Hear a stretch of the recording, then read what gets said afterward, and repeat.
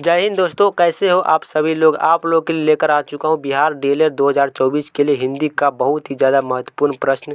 तो आप सभी लोगों से विनती है कि वीडियो को पूरा अंत तक ज़रूर देखिएगा और सारे क्वेश्चन इम्पोर्टेंट है तो अच्छे से याद कर लीजिएगा और लाइक सब्सक्राइब कर दीजिए। चलिए हम लोग क्लास की शुरुआत करते हैं बिना टाइम वेस्ट किए हुए।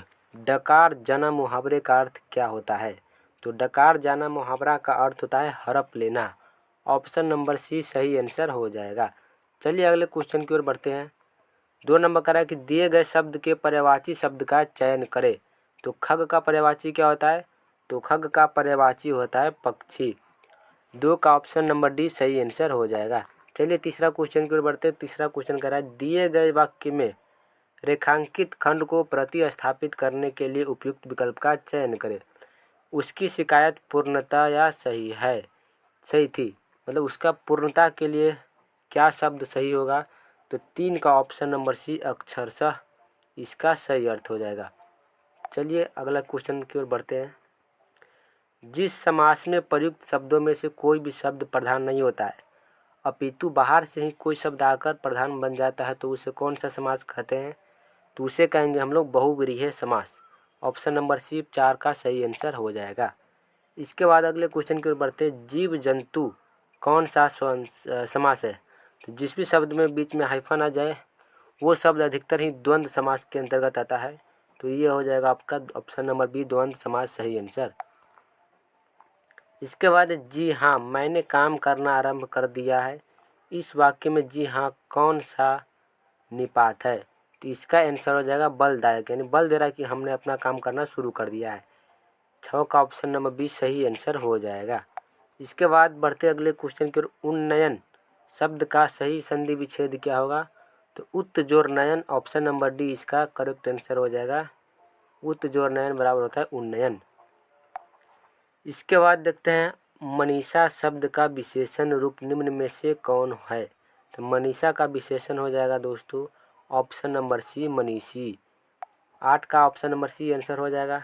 चलिए अगले क्वेश्चन की ओर देखते हैं। रंगशाला में कौन सा समास है?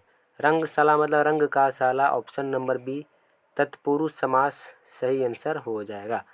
अगले क्वेश्चन देखते हैं। निम्न में कौन पवन का पर्यायवाची शब्द है? यानी पवन मतलब हवा, हवा का पर्यायवाची क्या है? तो इसका पर्यायवाची है समीर। Option number C. इसके बाद 11 नंबर क्वेश्चन देखते हैं। हिंदी में पर्यायवाची शब्दों के कितने प्रकार है? तो हिंदी में पर्यायवाची शब्दों के 3 प्रकार है।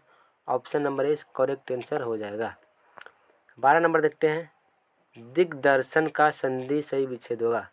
दिग्दर्शन का संधि विच्छेद क्या होगा? तो दिक जोर दर्शन। ऑप्शन नंबर ए सही आंसर है।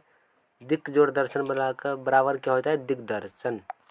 इसके बाद 13 नंबर क्वेश्चन। अग्नि परीक्षा देने का मुहावरा का अर्थ क्या है? अग्नि परीक्षा देने का मुहावरा के अर्थ है कठिन परिस्थितियों में पड़ जाना। 13 का बी नंबर सही है। आप सभी लोग जल्दी से लाइक और सब्सक्राइब करते चलिएगा।